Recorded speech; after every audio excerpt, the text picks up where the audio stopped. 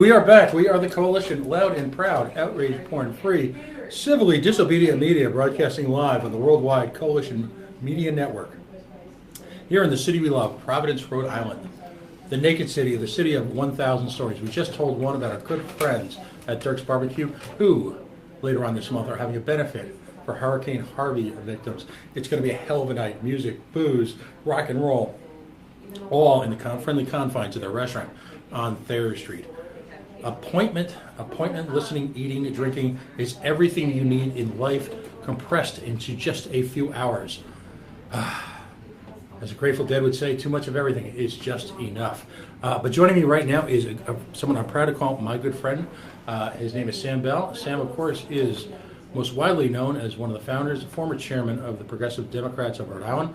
Sam and I had date night last night at the, what I refer to as Halitosis Hall, all respected Rudy Cheeks, or otherwise known as Mordor, which of course, as you know as Smith Hill, Rhode Island's State House. We spent a lovely 4 hours together in a sauna, waiting for and watching perhaps one of the most ignominious displays of political bloviation in my 56-year history, as we were treated to an endless parade, sort of like a clown parade, of mayors, executives, charlatans, mayor charlatans, executive leader charlatans, clowns, hangers-on, coat hangers. I can use every political cliche in the book. They were all there last night to pay deference, homage, if you will, to revere the great one, the Larry Lucchino, as I like to call it, the billionaire baseball boys club attempting to inflict on us his wet Fenway dream. But those are my words, not the words of my guest. Of course, if you're a sentient human being in Rhode Island, you know that last night was the first night of the Rhode Show, a.k.a. Rolling Thunder, a.k.a. the listening tour. Except what we found out last night, Sam Bell, was that they weren't going to listen to us, much like 2 years ago. We got to listen to them. Yes, it was really shocking, actually. Typically, when you have a legislative hearing, you have both sides, and they both talk. Sometimes there's a pre-testimony where they arrange a certain set of speakers from both sides. They have a first panel and a second panel. Typically, those speakers speak for a longer period of time. They give more full testimony. They get more questions from the committee. That's how it normally works. Typically, though, if you're going to have pre-testimony, that pre-testimony goes in with both sides. Mm-hmm. Here, it was 3 hours, more than 3 hours, basically, of testimony.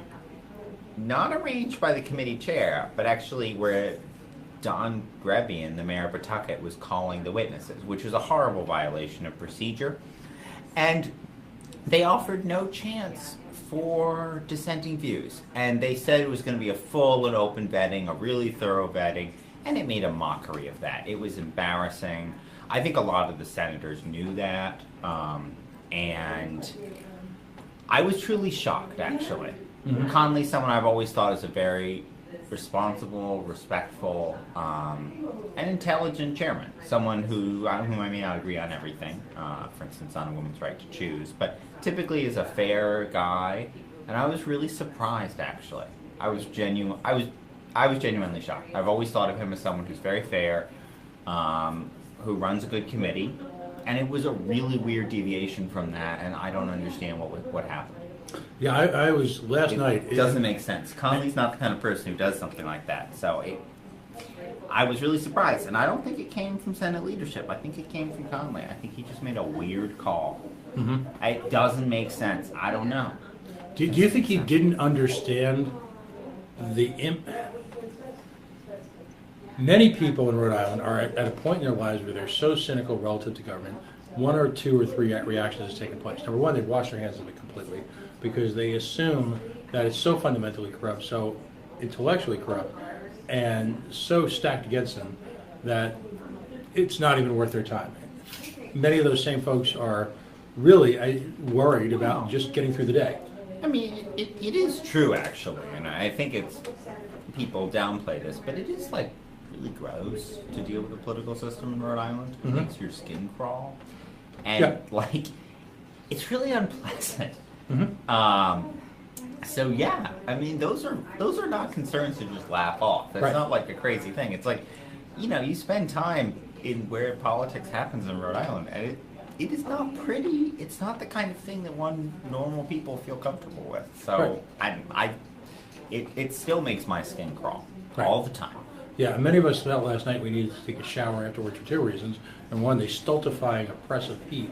Well, they still have about 4 working showers left in McCoy. So. Right, exactly, with mold. And then, of course, there was a philosophical shower you felt you needed to take. Because frankly, the emotion that came to my mind, I wasn't so much angry as I was embarrassed. You know, it really was embarrassing. You know, it was embarrassing also some of the people who really should have known better. And I want to point to Mayor Jorge Elorza here. Now, yes, I know in his testimony he was very careful to say he just supports the Paw Sox and doesn't support the specific deal. He's one of the people who just carefully edged away from saying he supported the specific deal, but hinted and implied that. Even so, that was clearly what was intended to be implied. He knows better.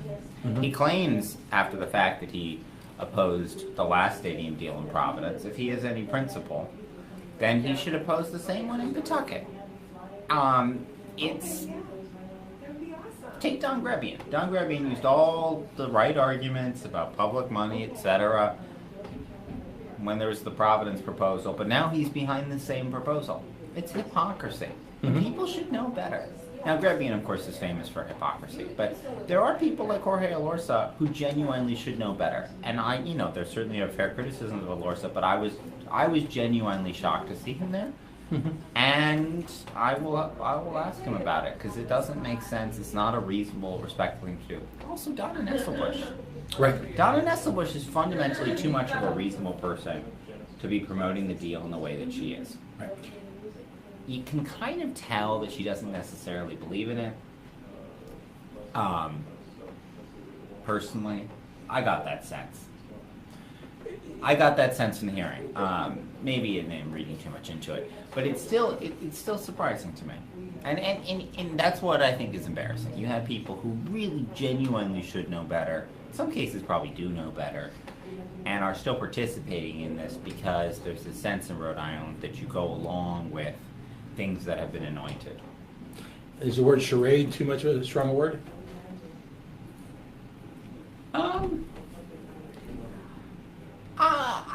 I don't know if it's too strong a word.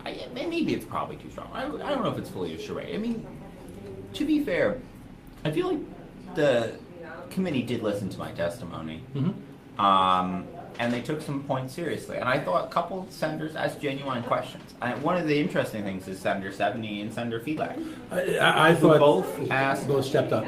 Perceptive questions, and I don't know that they're necessarily going to be supporters of the deal. Right. Maybe they will be.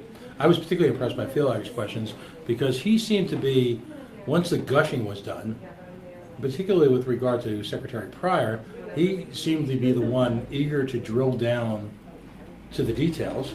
I thought Stephanie asked the best question when he started off with the question about maintenance.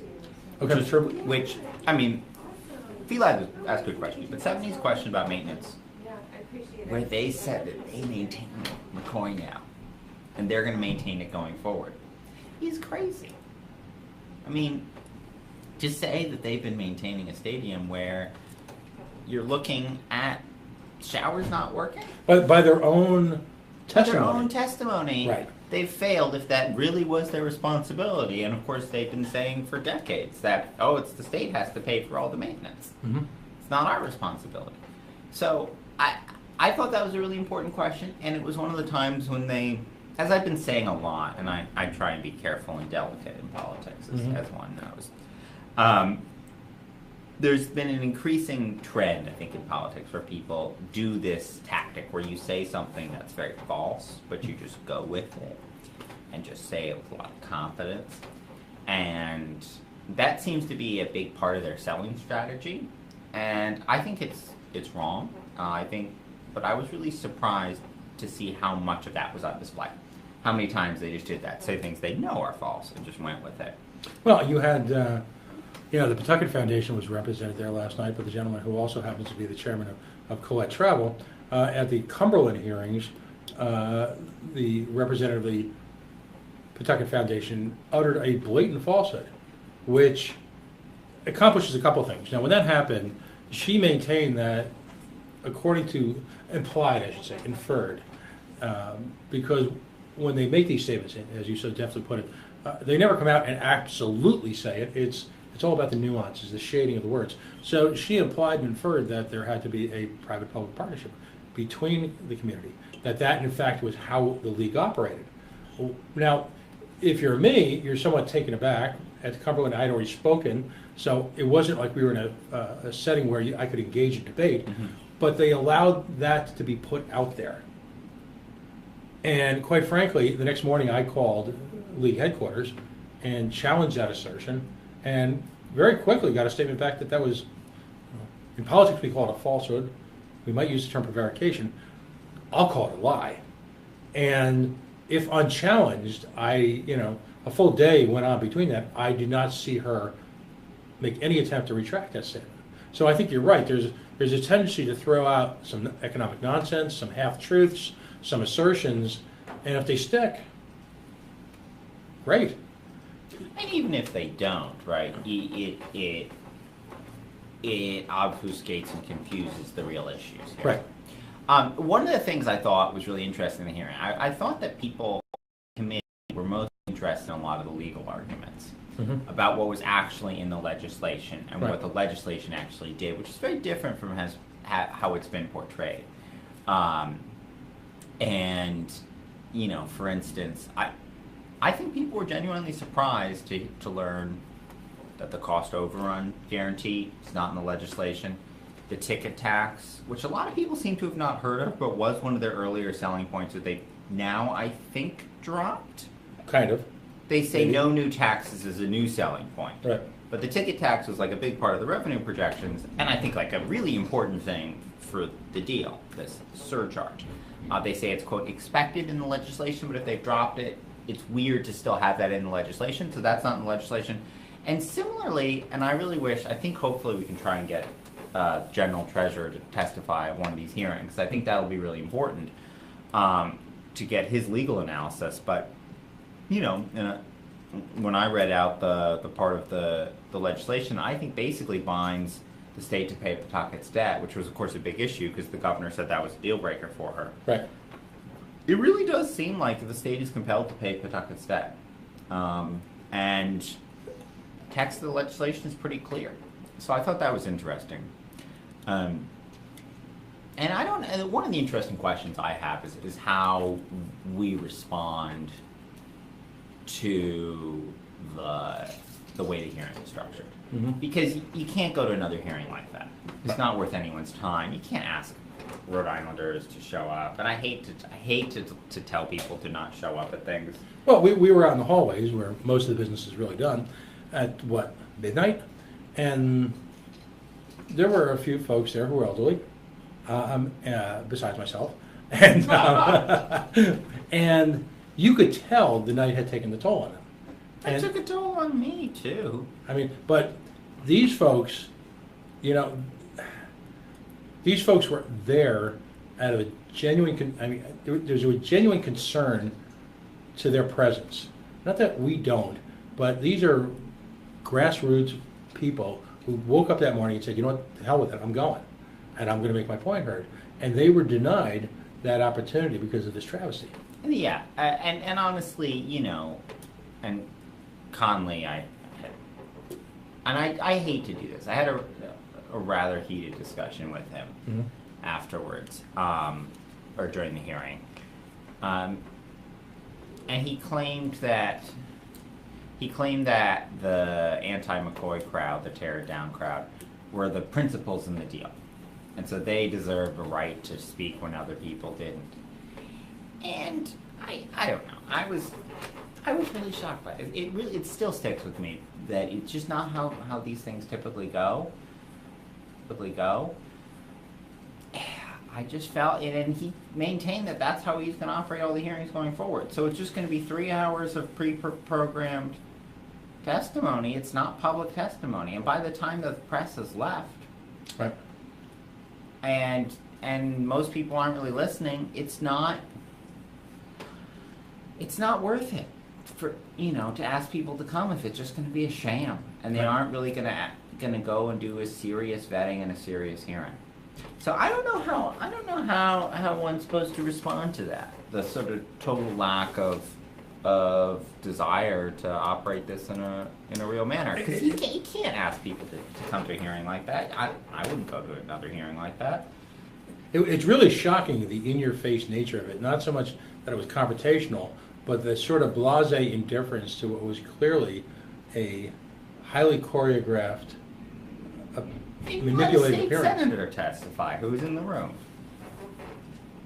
State senator was in the room during, and typically you allow a state senator to testify. She came into the room, she tweeted afterwards that because they're still ongoing in the pre-testimony period, the presentation from Grabbian and the other tear it down people, the anti-stadium, level it, rebuild it crowd, with a bunch of our public money crowd, and she, that is not normal behavior. It's not normally how hearings are supposed to be run.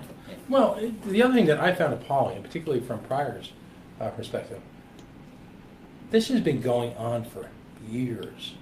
Here's the other thing. Stefan knows this is a bad idea, I think. Yeah. He knows it's a bad idea. He knows it's a bad deal. He's one of the people, I think, personally, who understands it's not a good idea. I think the governor also does not think it's a good idea. And one of the reasons you can tell that is that they refuse to give up any of their money that they control through commerce towards this deal. And I think that's telling. And I think it's part of the evidence of why they think it's a bad deal. Now, one interesting thing that does exist, and I think is still on the books, they have the ability to basically, through the TIF program, just do an administrative repair of McCoy without even going through the legislature. It'd be very hard to stop politically. So they do always have that option that they've got in their back pocket. And I think that's ultimately where we end up. A repair of McCoy? It's got to be where we end up.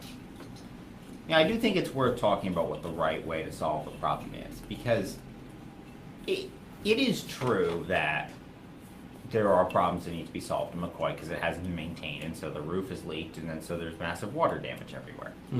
It's bad. It is the fault of the way the deal was set up, but it needs to be fixed going forwards.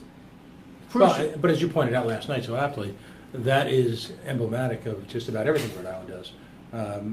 There's very little attention. Has done in the past 30 years or so. Right. There was a time when our state did pretty great policy and put down a lot of good things and built a really great state. During the 50s and 60s, with the exception of a terrible mayor in Providence, the state was not that badly run. Right.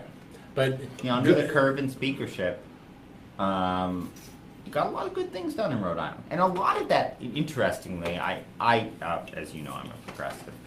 Part of the irony is a lot of what built this state is the work that McCoy did. Well, and now speak to that, because you're clearly, I've known this before, you clearly always have historical, I'll call them anecdotes, but connections to be made to past administration. So you're a Rhode Island history buff. Talk about McCoy for a second. Tommy McCoy is this fascinating figure in Rhode Island history. So he's this guy. He got started when the Republicans ran Rhode Island. One of the more famously corrupt political machines that America has ever seen. Part of the Republican control over Rhode Island came because the municipal voting legislation still had a property ownership requirement. Right. So Republicans held control of Democratic cities because renters couldn't vote. Right. And so what that meant was that there was this huge effort to break that law and to give everyone full voting rights. When that came through, it completely cracked open Pawtucket politics. McCoy, who'd risen up through Pawtucket politics, one of the first Democrats ever elected in Pawtucket to the General Assembly, he ultimately became Democratic floor leader, where at the time he worked out a deal with Republicans. One of his main victories, and when he was in the minority leading the Democrats in the House, was the first estate tax in Rhode Island. So that's part of a key core part of his legacy that he was able to achieve when he was in the minority. Then he came in, and in Pawtucket, this was back before primaries. So he helped build, he ran, ultimately wound up running the political machine in Pawtucket. But that was how Democratic politics worked. And one of the great things that McCoy did is he was one of the people who said, you know what, we need primaries. We can't just pick all our Democratic candidates in the back room. We have to have a fair decision about who these people are. We have to have elections to figure out what the candidate the party's going to put forward. So he fought for that, and he would fight against the machine picks for candidates. And to the point where once he refused to support a Democratic candidate for Congress. Republicans pick up a congressional seat because McCoy was so upset about the backroom procedures. And he fought really hard on the line for core reforms of the party. His biggest and most famous campaign is, of course, something that he lost. But Rhode Island is much worse off now that he lost it, which is relates to public ownership of utilities. So the utility companies were growing an increasing amount of power, and of course they're monopolies.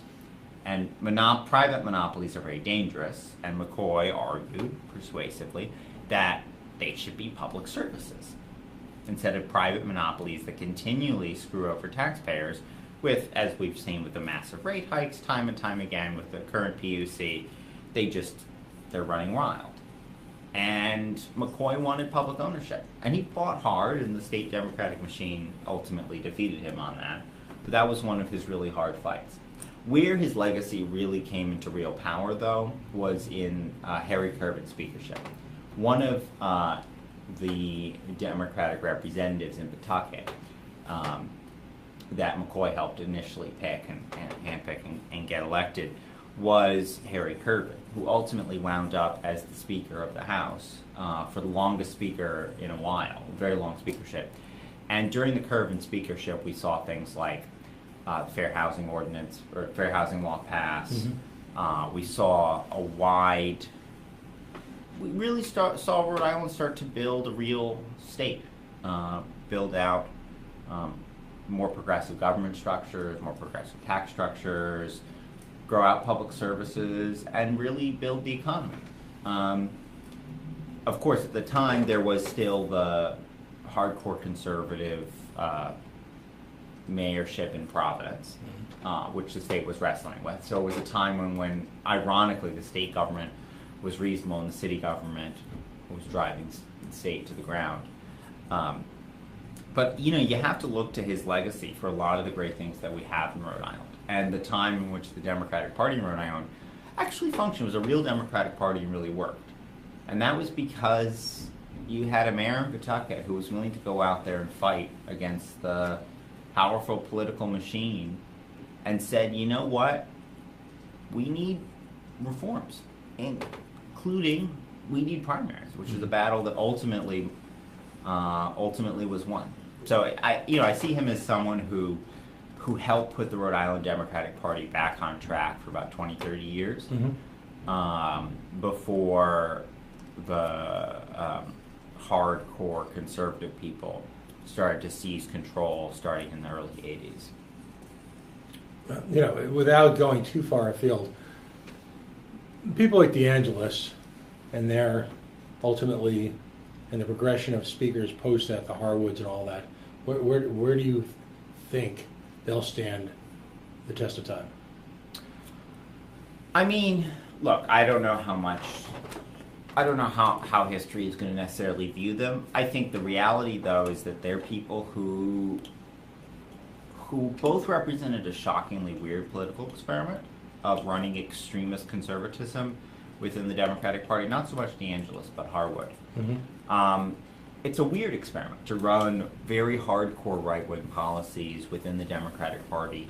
It's, I guess, interesting in a morbid sense, but the devastation it's done to the state is awful. I mean, what's happened to the state economy? You're seeing a state with people fleeing it, with massive economic troubles caused by terrible public policies. It's a really sad legacy, I think, and as much as it's an interesting political story, I think it's a much sadder human story. And I fundamentally believe Rhode Island needs to break the machine and return the Democratic Party to the much more normal, reasonable party that was actually largely built by Tommy McCoy. Flash forward to 2017, you've got yet another private-public partnership, or shall we say a twisted version of it, being presented where we again socialize risk at some level and privatize profit. Right. That seems to be the recurring tale of woe here on every level. Well, I mean, that it is a common occurrence. I don't think that's the fundamental problem in Rhode Island, but it is. It's more of a symptom of the disease. Right. Somehow tied into all of this is either A, whatever we're calling the, Commerce Corporation at this point in history, or a governor / speaker that has put up for sale, private tax breaks, private equity breaks, investment breaks. What's it going to take to disabuse Rhode Islanders of the notion that on so many levels, that type of 38 Studios / Paw Sox / Alpha Beta / fill in the blanks on so many Capco Steel / where we continue to invest state money and put state money at risk for, in my testimony, I pointed to the lack of core competency in state government to adequately assess. I think it's something that Rhode Islanders, by and large, really don't support at all. To a large degree, and I don't want to oversimplify it, but to a large degree, the problem is just the governor. Raimundo came to office, I think, on the idea of advancing sort of ideological conservatism as, what she was bringing to the table. And I guess the way it's largely manifested itself is in a lot of kind of very old school patronage-oriented politics where they're about controlling money and power and not about trying to grow the state economy. One of the weird things, if you had a normal business conservative running Rhode Island, you would imagine they would look at cutting regulations. And there are actually places in Rhode Island where, such as planning regulations, they actually are too harsh. And actually do restrict growth. And you don't see that out of Raimundo. And what you just see is the whole economic development strategy is just here. Take public money. Right. It's nothing like in Massachusetts where it's about building place, making strategic investments in public infrastructure. And Raimundo resists that. I mean, for instance, she didn't want to put up the money for the Newport North End project bridge realignment. Pied Weed had to fight like that.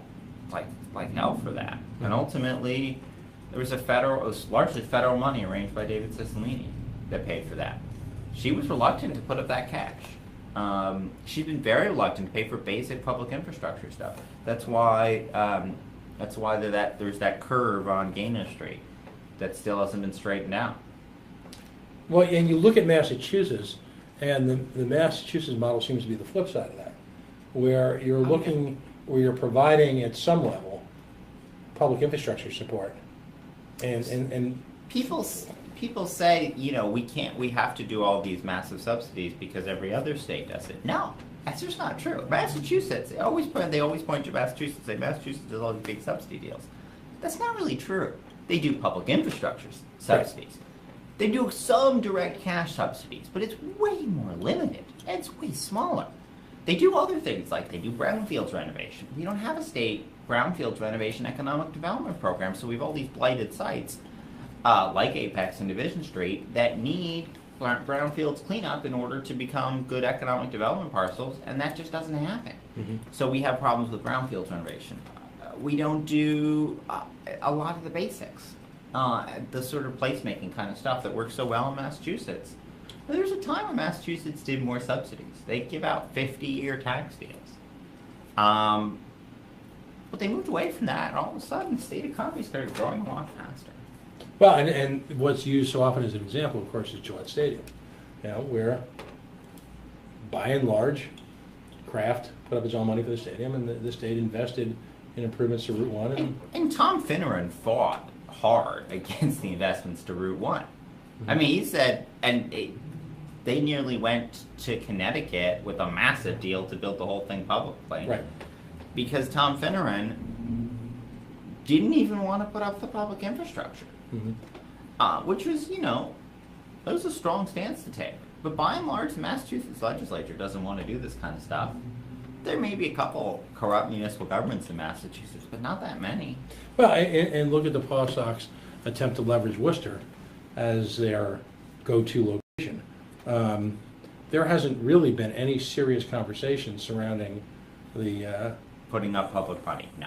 no, and just it's not coincidental that the public chatter that you and I know is so often planted in various aspects of the media has ceased almost completely with respect to its potential relocation to Worcester, because the appetite is simply not there to put up large-scale public investment. Yeah. Without, again. And yet they say the whole thing is, if we opposing this deal means wanting the Paw Sox to move out of Rhode Island, which is crazy. Well, but again, you were there.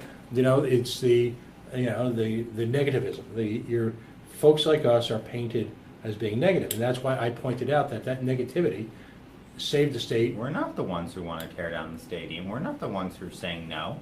We're the ones who are saying say yes to what we have now and invest in it and make it work. And yeah, maybe we do want to get a deal that's better for the taxpayers.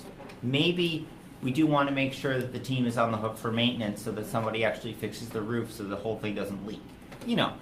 Maybe after 2 years of conversation, we want them to attend the first hearing armed with facts and something approaching what will be the final legislative product. I mean, that to me was a disappointment.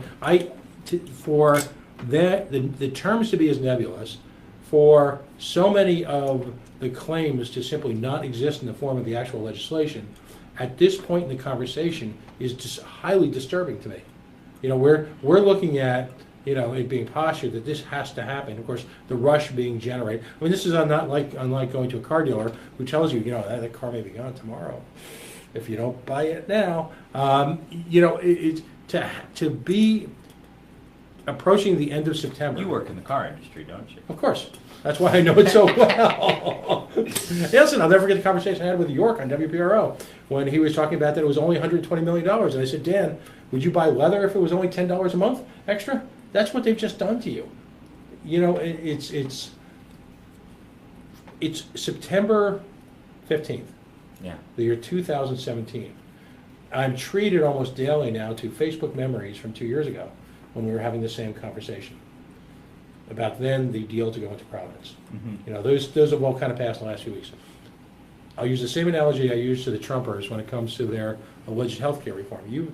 They've had 8 or 9 years to come up with their replacement, their idea to either fix or replace Obamacare.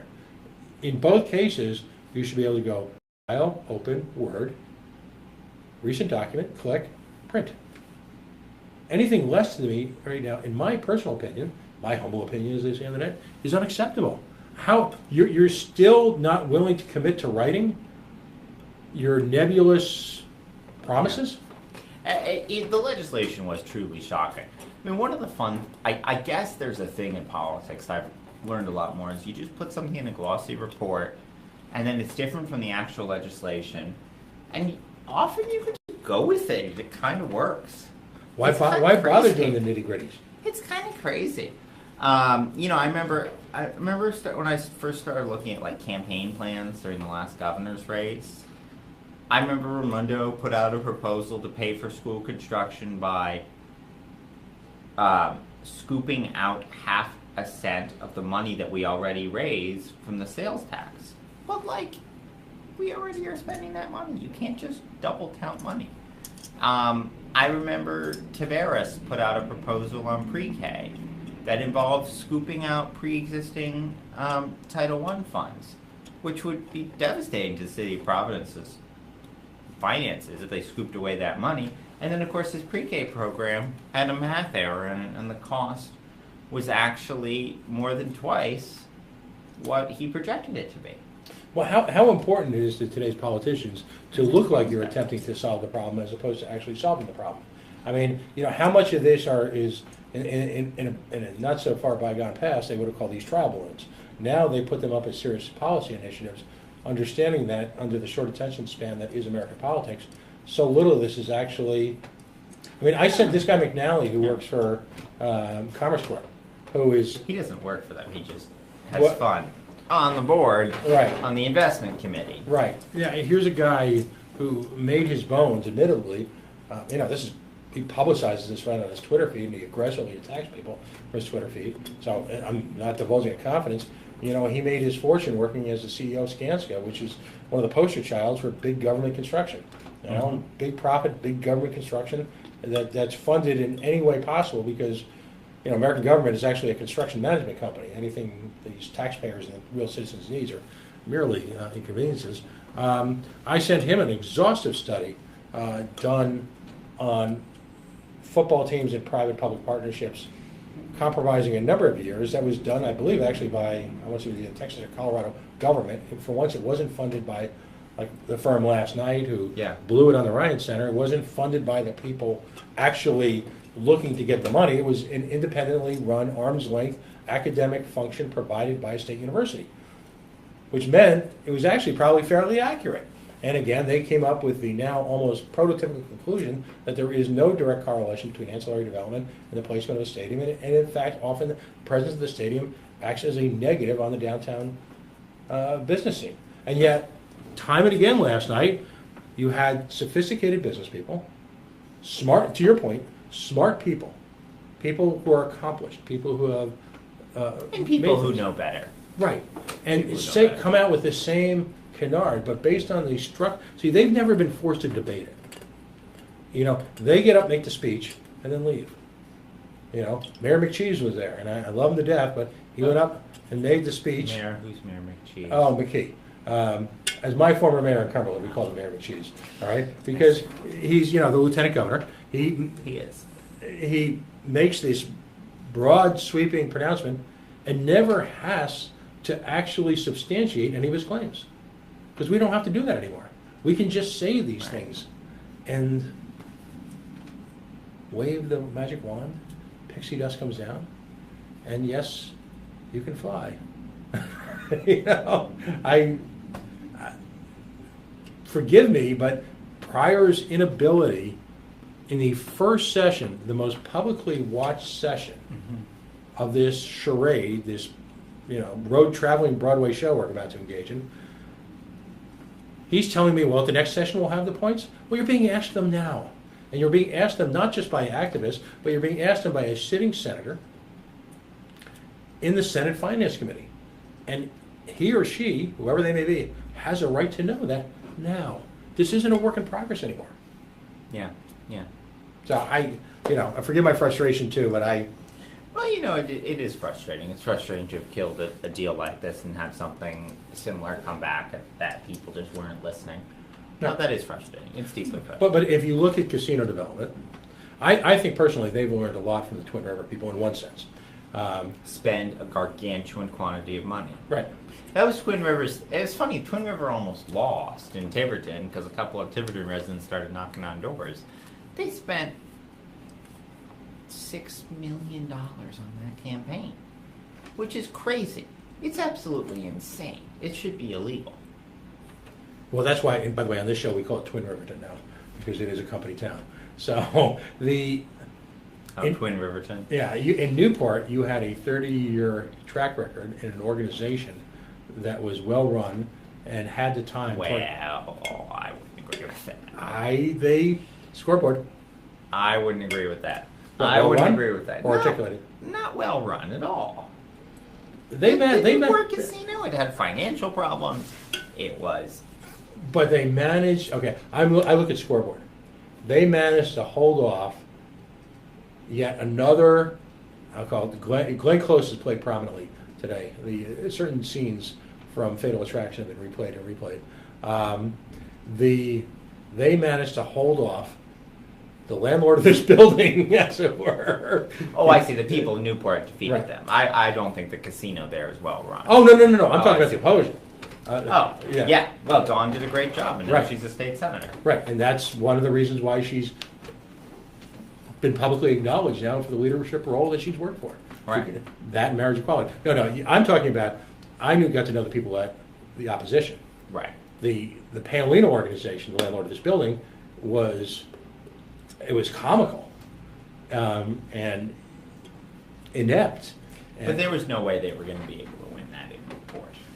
Well, there was backdoor attempts made to, and if it wasn't a constitutional issue, if they could have wiped off the Newport vote as easily as they're attempting to wipe off, until you guys caught it, the eminent domain issue, if they could have legislatively eliminated that Newport requirement, Oh yeah, then it would have happened. then there would be a casino being constructed right now in Newport. Right.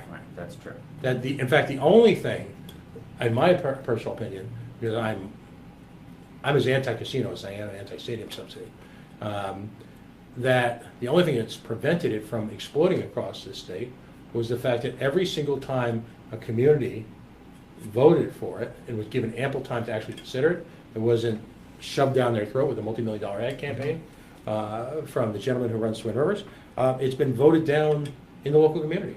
Yeah, I'm not anti-casino. I would support a good casino proposal. We just haven't had one. I don't think that gambling should be illegal. Oh, I'm a libertarian. I think it should be completely legal.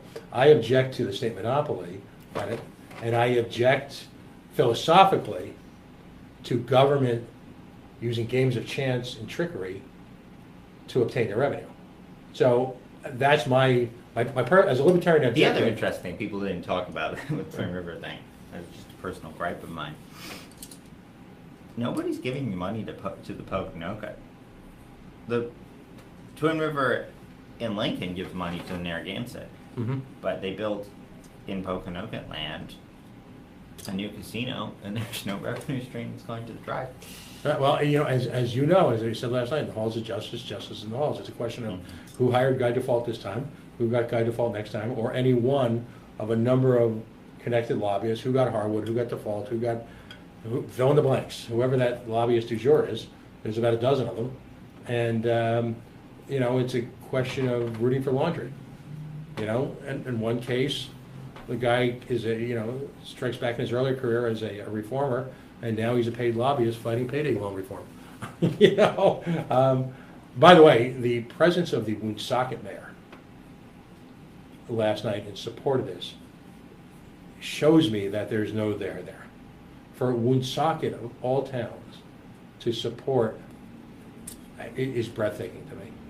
Why would you support, in Cumberland too, I'm kind of giving all up on hope on our mayor, but in Cumberland in particular, or Woonsocket, or Central Falls, why you would support the presence of an economic behemoth acting in direct competition, and I know this is my obsession, but again, fundamental economics, direct economic competition to the burgeoning restaurant scene in Central Falls and less so in Cumberland. Why you would support that, I have no clue. I don't, again, they've been sold a bill of goods that this ancillary, that magically the streets are going to just, in fact, I can see them. As soon as the construction of the stadium is complete, you'll see gradually the streets turn to gold. And people will magically leave a building that is designed to keep them inside, designed to monetize stadium traffic, designed to spin people out directly to their cars and directly home after the event is over. Why they would support that, for the life of me, is astonishing. Well, Lisa Baldelli Hunt is not someone who I think is a good mayor. You and I would agree on that. Good. I mean, she's... I will say this for Lisa Baldelli Hunt, though. She is better than the Woonsocket Council. I'll say that for her. Well, I mean... And the council is so absolutely, completely insane that she really is sometimes a voice of reason within a completely crazy echo chamber. That's a good way to look at it. But at the Cumberland Town Council meeting, we were treated to the speech by the Northern Rhode Island Chamber of Commerce, who supports this, of course. Reading the Northern Rhode Island Chamber of Commerce letterhead is looking who's of corporate welfare cases. Listening to him talk about the growth in the Blackstone Valley and living there and walking the streets of Central Falls, Cumberland, and particularly Woonsocket is an out-of-body experience.